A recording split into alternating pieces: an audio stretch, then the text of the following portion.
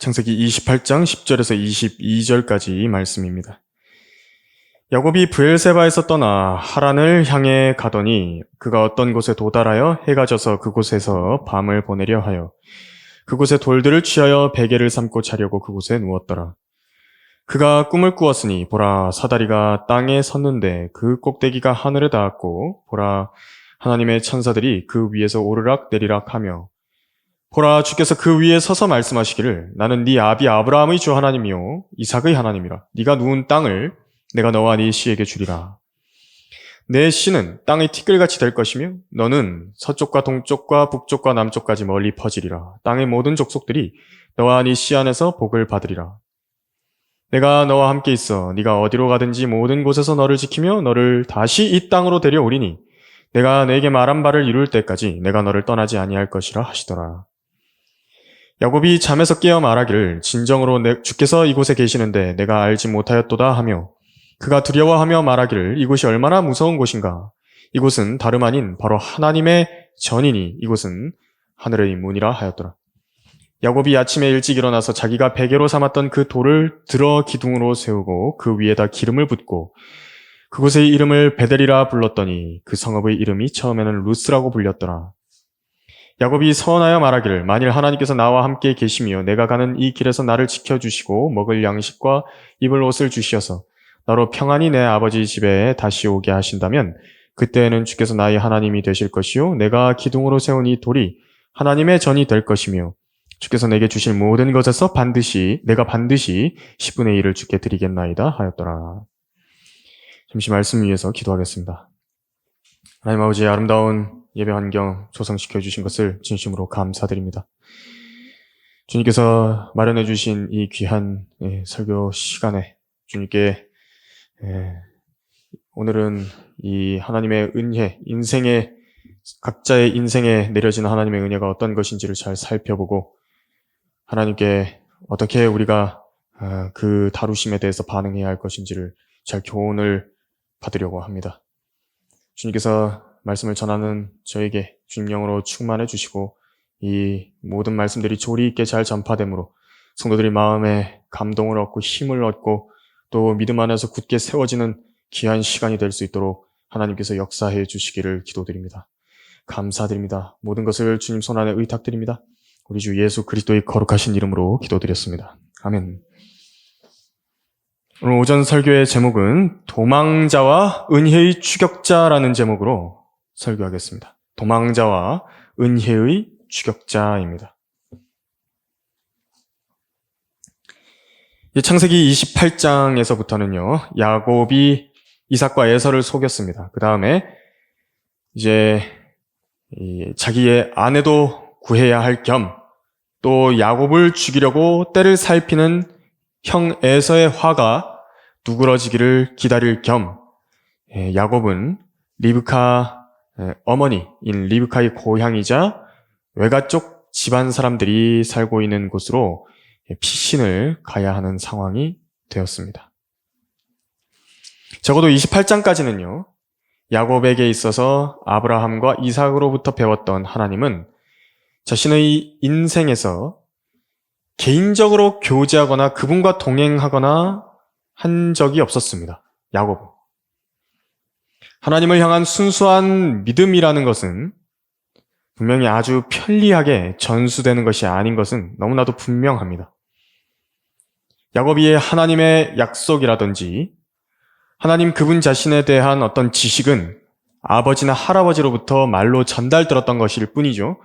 실제로 그 자신이 하나님께 기도를 드리고 그 기도에 응답하시고 자신을 양육하시고 친히 가르치시며 인도하시는 분이신 것은 야곱은 아직 알지 못하던 때였습니다. 사실 이런 상태에서는요, 실제적인 의미에서 그 사람이 하나님을 안다라고 말할 수 없는 상태인 동시에 별로 하나님과 관계없는 인생을 사는 것입니다. 그야말로 자기가 자기 인생의 주인이 돼서 자기 주관대로 모든 인생의 선택을 해나가는 상태입니다. 마귀가 한 사람을 속이는 방법은 자기가 주관하는 인생, 그것이 최선이라고 믿게 만드는 것입니다.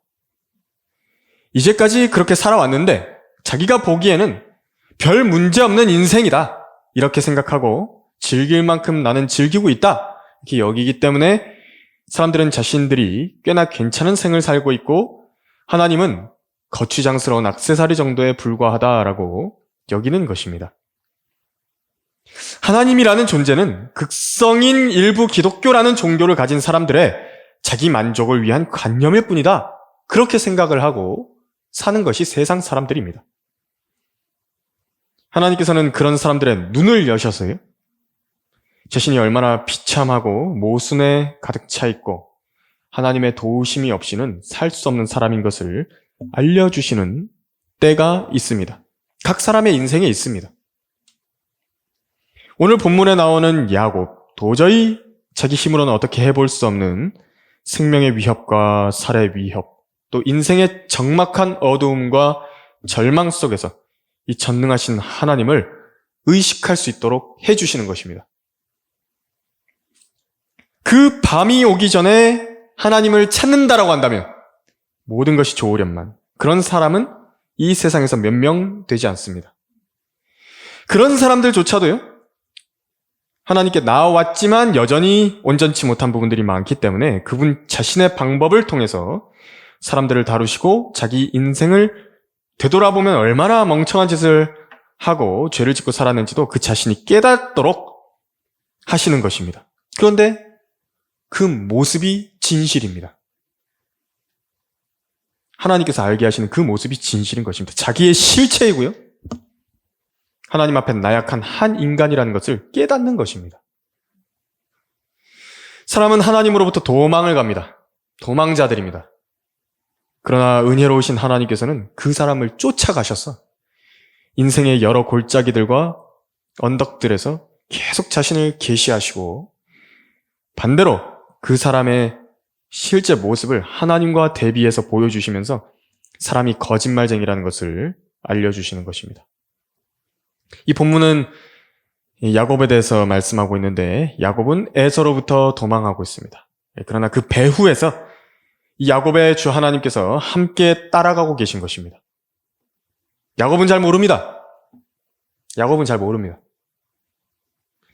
그런 그가 어떻게 점점 하나님에 관해서 배워가는지 이 본문과 창세기의 여러 말씀을 통해 살펴보면서 우리에게 필요한 교훈들을 받아볼 것입니다. 도망자와 은혜의 추격자, 첫 번째로 인생의 어두운 밤에 하나님을 만난 야곱을 우리는 본문에서 읽어볼 수 있습니다. 야곱은 그의 아버지 이삭과 리브카로부터 보냄을 받았습니다. 브엘세바로부터 하란이라는 곳으로 가게 되었던 것입니다. 10절에서 브엘세바라는 곳이 나옵니다. 우리나라에서는 할라에서 백두까지 우리나라 땅을 이렇게 표현을 하는데 이스라엘은 브엘세바에서 단까지다 이렇게 표현을 합니다. 그래서 유대인들이 카나안 땅에서 받았던 땅의 그 경계가 바로 그 브엘세바에서 단이라는 것인데 브엘세바는 그래서 제일 남쪽입니다. 이스라엘의 지경에서 남쪽입니다. 거기서부터 북쪽으로 한참 더 올라가서 한참으로 올라갑니다. 그래서 700km 이상 떨어진 곳이 하란입니다. 다마스커스보다도 더 올라가고요. 안티옥보다도 더 올라갑니다. 이 부산에서 백두산까지 거리가 한 700km 된다 그럽니다. 그 길을 지금 야곱이 혼자 걸어가야 되는 겁니다. 형과 아버지를 속이고 장자권과 복을 빼앗은 뒤에 이제 홀로 그 긴 여정을 갑니다. 예전에 엘리에셀이 낙타들 여럿 데리고 종들 데리고 가는 것과 관계없습니다. 여기는 이제 혼자 가는 것입니다. 어머니 리브카의 따뜻한 보호와 평범하게 지냈던 그 일상은 끝났고요. 무슨 일이 펼쳐질지 모르는 광야에서 홀로 서기를 해야 되는 어둡고 어려운 때가 왔습니다. 추운 밤입니다. 광야의 밤은 아주 추운 것입니다. 11절에서 그가 어떤 곳에 도달하여 해가 져서 그곳에서 밤을 보내려 하여라 말씀하셨습니다. 이 루스라고도 하는 베델이다라는 곳인데 야곱의 인생의 어두운 시절에 다다르게 되는 장소입니다. 거기서 야곱이 잠이 들었습니다. 꿈에서 그의 조상의 주 하나님을 뵙게 되었습니다. 이 성경의 무대에서 이제 이삭은 뒤로 빠지게 됩니다.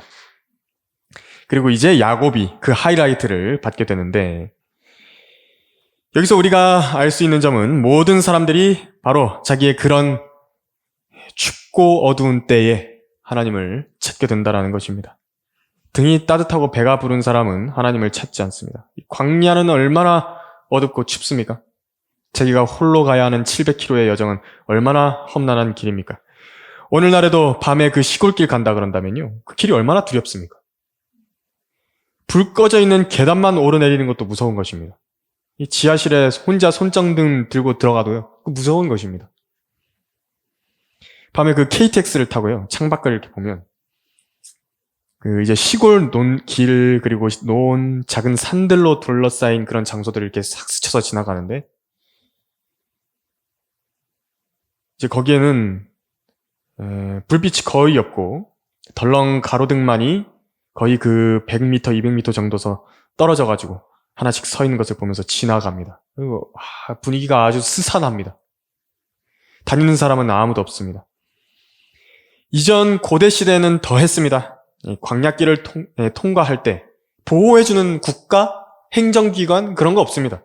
경찰력 없습니다. 누군가가 덮쳐서요, 강도짓을 한다고 해도 어디서 무슨 일이 일어나는지 모릅니다. 뱀이나 전갈, 들개, 늑대, 멧돼지, 곰, 사자 그런 들짐승들이 닥쳐도 아무도 도와줄 수 없습니다. 야곱은 지금 자기 생명을 구하기 위해서 연고지가 있는 하란으로 가야만 하는데, 이제 바로 이런 때에 거들떠보지 않았던 하나님의 도우심이 절실해지는 때인 것입니다. 야곱은 그 밤에 이제 잠이 들었고 거기에서 주를 만났습니다. 13절에서 보라, 주께서 그 위에 서서 말씀하시기를 나는 네 아비 아브라함의 주 하나님이요 이삭의 하나님이라. 네가 누운 땅을 내가 너와 네 씨에게 주리라고 말씀하셨습니다. 하나님께서는 신실하신 분이시기 때문에 자기가 하신 그 약속을 반드시 지키십니다. 야곱이 거짓말쟁이였든지 속이든 자이든지 간교한 자이든지 어쨌든 일단 아브라함의 언약을 상속받은 사람이기 때문에 그분께서는 야곱에서 14절과 15절처럼 보호와 복을 약속하시고 그로부터 떠나지 않으시겠다, 다시 이곳으로 데려오시겠다 말씀하셨습니다. 어둡고 험한 길에서 자기를 지켜보시면서 모든 여정을 유심하게 인도하고 계시는 분이 있다라는 것은 큰 위로가 되는 것입니다. 아무도 도울 데 없는 그때에 도움을 간구 드릴 수 있는 바로 그런 분이 있는 것입니다. 만일 야곱이 하나님을 잘 알았다면 이 말씀으로 인해 얼마나 위로를 받았을까요? 그런데 이제 15절에서 이제 한번 보시면요, 보라, 내가 너와 함께 있어 네가 어디로 가든지 모든 곳에서 너를 지키며 너를 다시 이 땅으로 데려오리니 내가 너에게 말한 바를 이룰 때까지 내가 너를 떠나지 아니할 것이라 하시더라. 이런 점에 있어서 한 사람이 예수 그리스도를 믿고 구원받았다라는 것은 정말 큰 복입니다. 이 야곱에게는요, 주님께서도 비즈니스 차원에서 자신의 약속을 이룬다라는 그분의 말씀을 성취하실 때까지 함께 하시겠다고 하신 것이지만, 우리 예수 그리스도의 피로 사신 각인 안에서는 결코 떠나지 않으시겠다고, 버리지 않으시겠다라고 히브리서 13장 5절에서 말씀하신 것입니다. 아주 가까이 계신 것입니다. 야곱이나 우리들이나 주님께서는 좋든 싫든 자신의 말씀이시기 때문에 함께 가십니다. 동시에 그 사람의 생애에서 다듬어져야 되고 양육돼야 하는 모든 길에서 그분의 방법대로 다루시는 것입니다. 야곱 역시도 인생 전체에 걸쳐서 그의 옛 습관들에 대해서 하나님의 다루심을 받게 됩니다. 여기서부터 하나님의 그 인도하심을 자기가 계속 의지하고 의식했으면 모르지만요, 야곱은 그러지는 않았습니다. 잊어먹었습니다. 그런데 하나님께서는요, 야곱이라는 인물에게 지지 않으십니다. 주께서는 자비로운 자에게는 주의 자비하심을 보이시고 정직한 자에게는 주의 정직하심을 보이실 것이요, 순결한 자에게는 주의 순결함을 보이시고 완고한 자에게는 주의 완고하심을 보이시리니 이는 주께서 고난받는 백성들은 구원하시나 교만한 눈은 낮추실 것임이니이다. 도망자와 은혜의 추격자, 두 번째로 하나님을 잊어버린 사람을 다루시는 방법을 우리는 야곱을 통해서 배울 수 있습니다.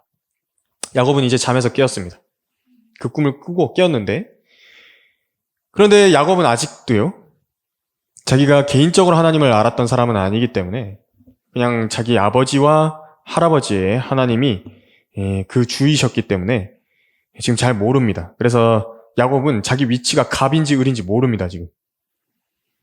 그래서 하나님께서 자기보다 높이 계시고 그분은 야곱에게 별로 아쉬울 것이 없는 분이심을 몰랐던 것입니다. 이제 그분께서는요, 고집센 양을 다루는 목자처럼 자신을 앞으로 혹독하게 다루실 것인데, 약 20년 이상을 다루실 것인데 20절에서 22절처럼 하나님과 거래를 하려고 하는 것입니다. 야곱이 서원하여 말하기를, 20절에서 그랬죠. 만일 하나님께서 나와 함께 계시며 내가 가는 이 길에서 나를 지켜주시고 먹을 양식과 입을 옷을 주시어서 나로 평안히 내 아버지 집에 다시 오게 하신다면 그때에는 주께서 나의 하나님이 되실 것이요 내가 기둥으로 세운 이 돌이 하나님의 전이 될 것이며 주께서 내게 주실 모든 것에서 내가 반드시 10분의 1을 주께 드리겠나이다 하였더라. 보통 하나님을 알아가고 그분의 돌보심 아래 들어온 대부분의 사람들은 처음에 하나님을 잘 모르니까 이렇게 거래를 합니다. 내가 하나님을 위해서 성경을 읽을 테니까 이런 것들을 좀 해주십시오. 내가 예배를 잘 드릴 테니까 이런 것을 좀 해주십시오. 내가 기도를 드리니까 이런 것을 좀 이루어 주십시오. 내가 열심히 교회에 다니니까 하나님께서 내 가족들과 자녀들을 복 주십시오. 그런데 이렇게 하나님과 거래하는 중에 자기가 발견하게 되는 것이 있습니다. 이제 그러면서 성장을 합니다. 하나님은 신실하신데요, 약속을 다 지켜주시는데 나는 거짓말쟁이라는 겁니다. 그런데 하나님께서는 신실하기를 바라면서 자기는 약속을 안 지키는 것을 자기가 경험을 하게 됩니다. 또 그런 와중에서 내가 뿌려놓은 죄의 씨앗들을 하나님께서 하나씩 하나씩 거두게 하시는 것도 보는 것입니다. 이 와중에서 사람이 다듬어지고요, 다루어져 가는 것이고 하나님께서 빚어가시는 것입니다. 내 옛 죄들이 기억납니다. 나의 건강 문제, 나의 재산 문제, 인간관계 모든 문제의 그런 것들이요, 시간이 지나면서 막 드러납니다. 예전에 내가 나쁜 습관을 가지고 담배를 피웠다라든지 술을 마셨다라든지 다른 사람들의 것을 속이고 취해왔던 것이라든지 거짓말을 했던 것이라든지 부모에게 불순종하고 대들었던 문제들이라든지 죄들을 눈 감아주고 비원칙적인 일들을 그냥 덮고 넘어갔던 것이라든지 이런 문제의 꼬리들을 잡아서요, 그 얼굴의 실체를 탁 확인해 보면요, 그때 내가 했던 일들이 자기를 향해서 실소를 짓고 비웃으면서 하나님께 송사하고 있는 것을 보는 것입니다. 결과적으로 그것을 모두 알고 계시는 하나님께 자기가 항복하고 무릎 꿇고 엎드려서 자비를 구하는 수밖에는 답이 없습니다. 이것을 인정할 때까지 그분께 두 손 들고 나와서 문제를 해결해 볼 때까지 하나님께서는 절대로 그 사람의 인생에 있는 중대한 그 문제를 해결해 주지 않으시는 것입니다. 얼버무리지 말고 자기가 직접 그 문제에 대해서 골방으로 가져가서 하나님께 입으로 고해드려야 되는 것입니다. 그리고 다시는 반복하지 말아야 합니다. 야곱은 자신이 철저한 을의 위치라는 것을 모르고 지금 본문에 발언을 하고 있습니다. 하나님과 씨름을 막 하려고 합니다. 실제로 한참 후에 야곱은 이런 발언을 했지만요, 하나님께서는 약속을 지키셨습니다. 그래서 야곱을 다시 데리고 오셨습니다.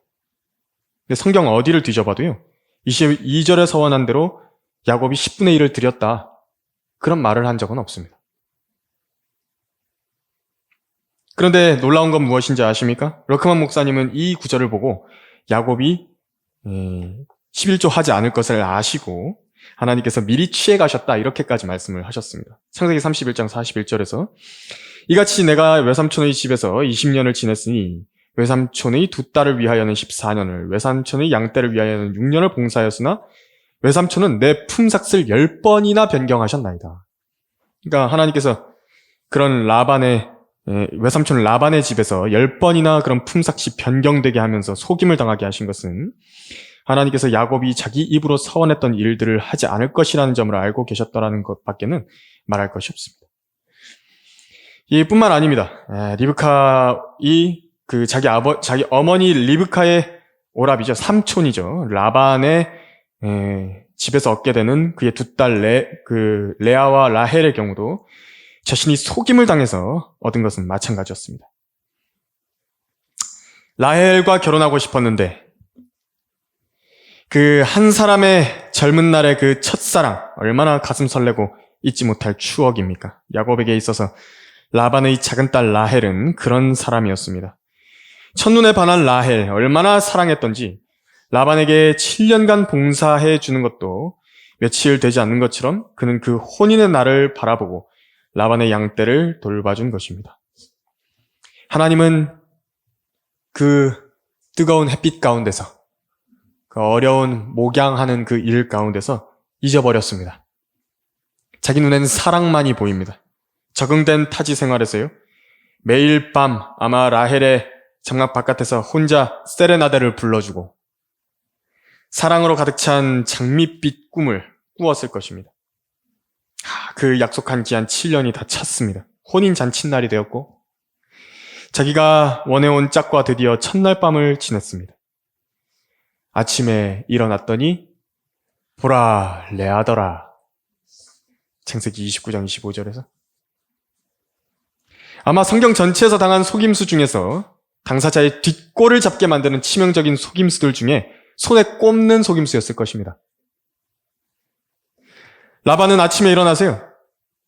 야곱은 아침에 일어나서 라반에게 달려갑니다. 잠옷만 걸친 채로 달려갑니다. 눈이 돌아가 있습니다. 입에 거품을 물었습니다. 따져 물었을 것입니다. 외삼촌 어찌하여 나에게 이같이 행하셨나이까? 내가 라헬을 위하여 외삼촌께 봉사하지 않았나이까? 그런데 어찌하여 외삼촌이 나를 속였나이까? 창세기 29장 25절에서. 그런데 거기서 모든 사람들이 행한 대로 갚아주시는 하나님께서 외삼촌의 입을 통해 자기의 관절과 골수를 관통하는 말을 내뱉게 하셔서 자기를 양육하고 계시고 지켜보고 계신 하나님이 어떤 분이신지를 알게 하시는 것입니다. 라반이 말하기를 큰 딸보다 작은 딸을 먼저 주는 것은 우리 지방에서 하지 아니하느니라. 여기서 큰 딸이 영어로 뭐냐니까 the firstborn, 장자입니다. 장자. 야곱이 이 말을 들었을 때는 머리를 망치로 한 대 얻어맞은 것 같았을 것입니다. 하나님께서 에서라는 장자에 대해서 아버지를 속였던 야곱의 거짓말을 기억하시고 그에게 갚고 계신 것이었습니다. 도망자와 은혜의 추격자 세 번째로 하나님께서 사람을 다루실 때에 가지시는 인내가 있습니다. 그래서 야곱은 라반의 집에서 20년을 있었습니다. 7년은 레아를 아내로 얻으면서 쓰게 된 시간이고 7년은 라헬, 그리고 나머지 6년은 라반의 양떼를 치면서 거기서 나온 품삯을 얻는 데에 썼습니다. 정말 사기당한 것 같았겠죠? 바쁜 생활은 지속이 되었습니다.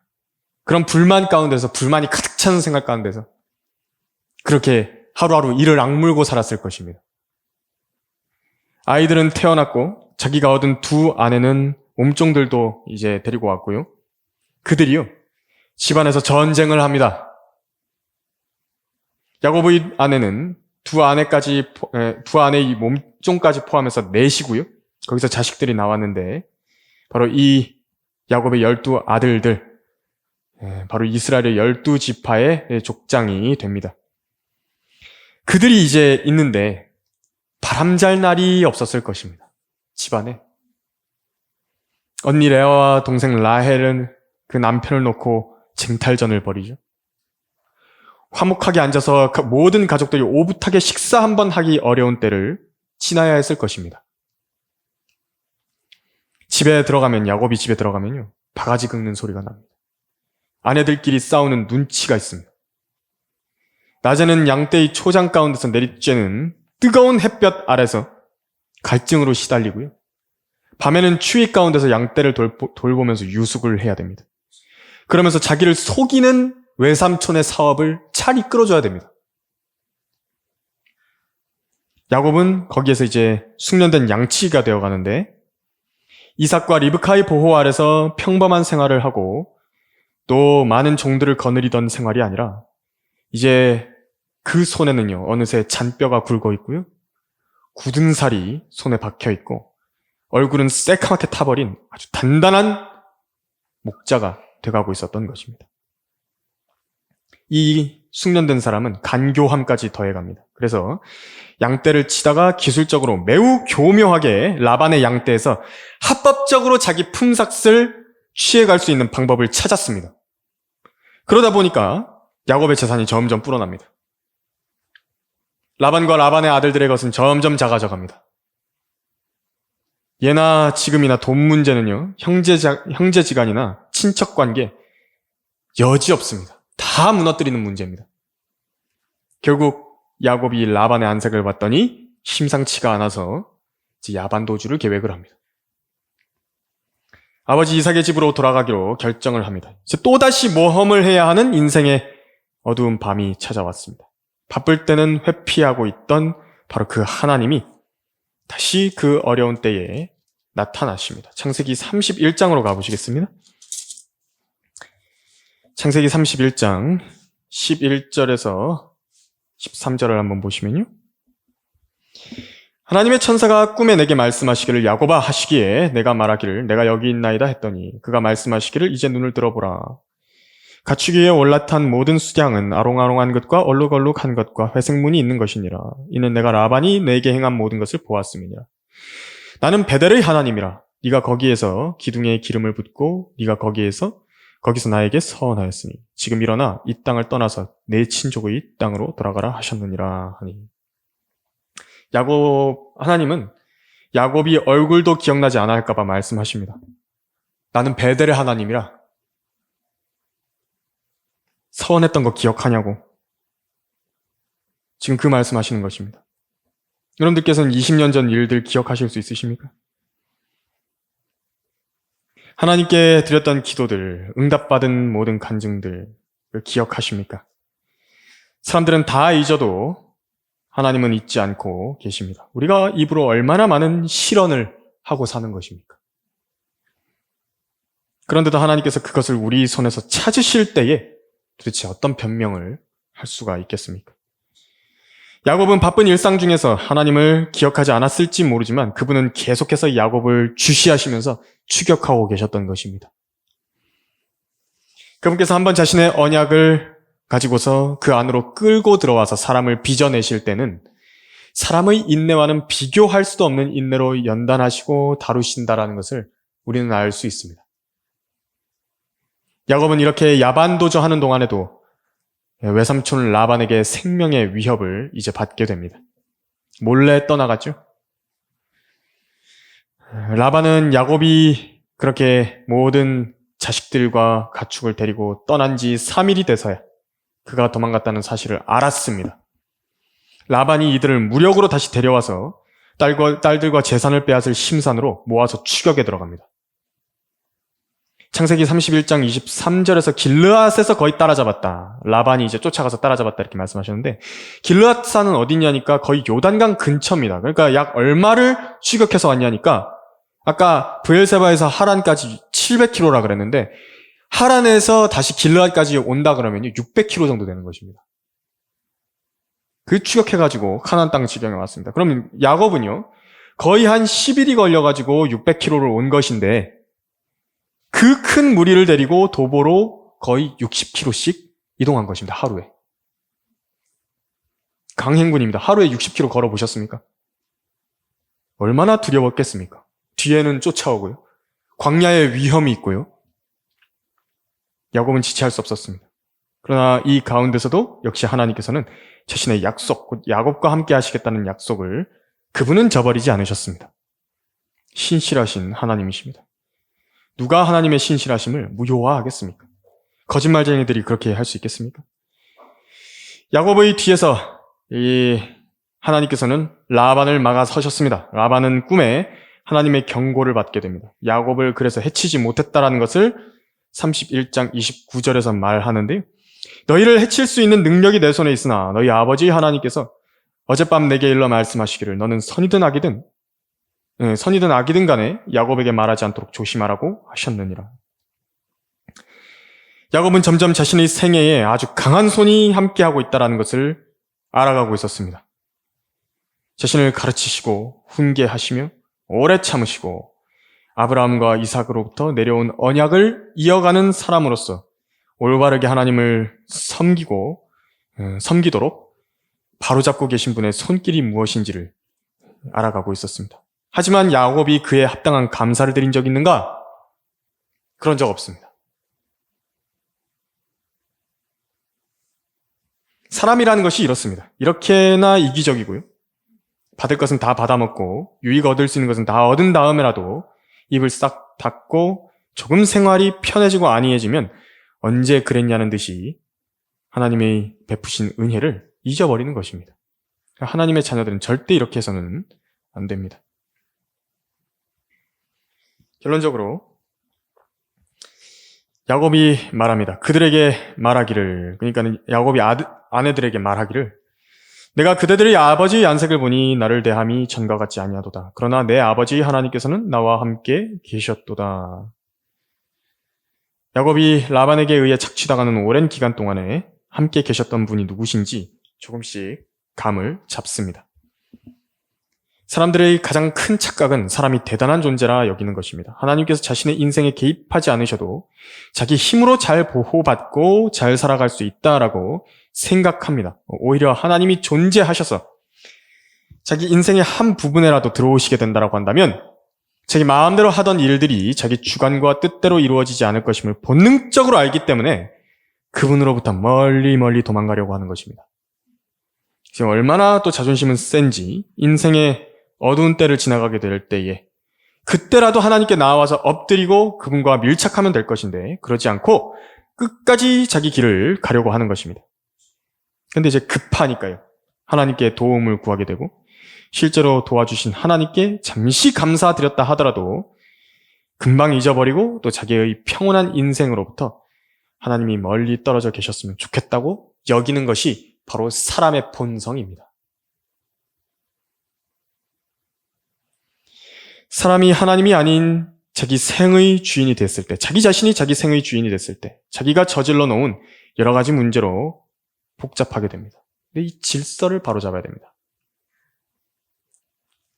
특히 거듭난 하나님의 자녀라고 한다면 자기에게 생명의 호흡을 주신 주인이 하나님이라는 사실을 분명히 알고 그분께 반드시 묻고 하나님의 말씀의 기준 아래서 갈 길을 주의해야만 하는 것입니다. 그것이 실패하지 않는 인생이고 야곱이 자신이 심은 여러 문제들에 대해 대가를 거두지 않았던 것처럼 되는 것입니다. 네 마음을 다하여 주를 신뢰하고 내 자신의 명철을 의지하지 말라. 네 모든 길에서 그를 인정하라. 그리하면 그가 네 길들을 지도하시리라. 이 야곱의 생애 잘 기억하셨어요? 우리 모두가 우리를 쫓아오시는 그 은혜로우신 추격자로부터 추격자에서 오는 그 은혜와 보호하심을 받고 살게 되기를 바라는 것입니다. 기도하겠습니다.